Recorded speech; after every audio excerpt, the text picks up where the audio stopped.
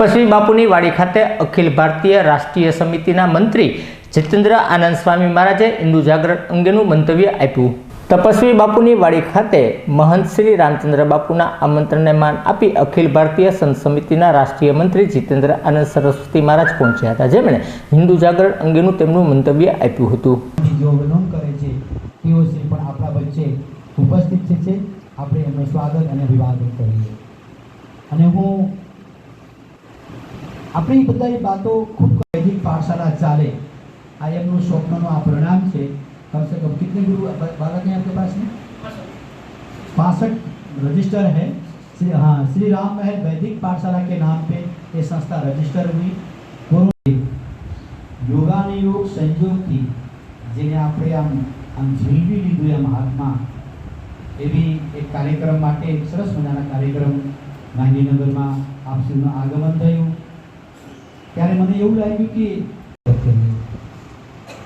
સાથે पूर्व आश्रम में ब्राह्मण परिवार में जेमने जन्म लीधो वर्तमान में मगरवाड़ा में बहुत मोटो आश्रम है। ऐसे मेरे मन में आया काशी को विद्वानों की नगरी है संस्कृत, तो हमने संपूर्ण संस्कृत विश्वविद्यालय के 2 प्रोफेसरों से कहा कि उसी समय 1 वर्ष के अंदर एक बड़ी घटना हुई। एक आईवी के अधिकारी थे उत्तर प्रदेश के गवर्नर बना दिए महोदय को, राज्य की यूनिवर्सिटी तो कुलाधिपति थे, बुला लिया पुरस्कार वितरण समारोह में डिग्री बांटने के लिए। अंग्रेजी में उसे कन्वोकेशन उपाधि वितरण समारोह।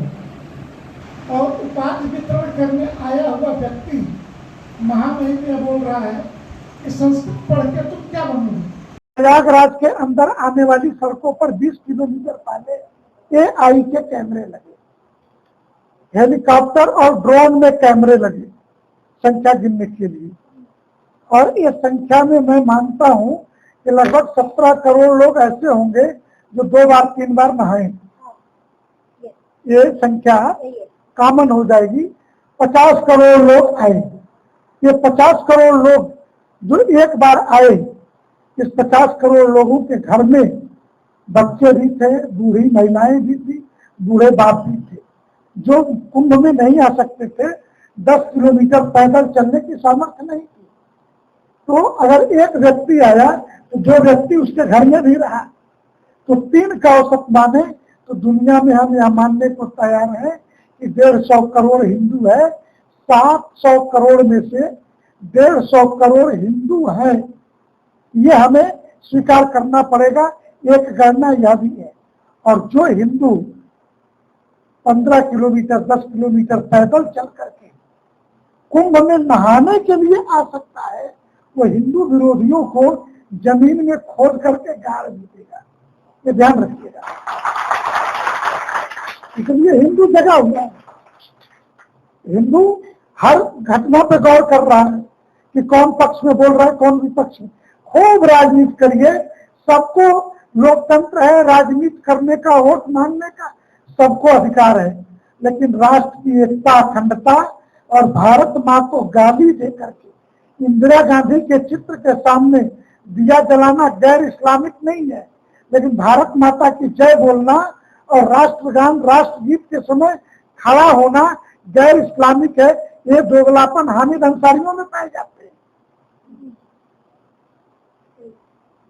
अरे किसी बुत के सामने अगर दिया जलाना गैर इस्लामिक है, काफिराना हरकत है, तो ये क्या इंदिरा गांधी और क्या भारत माता दोनों चित्रों पर बराबर लागू होने चाहिए।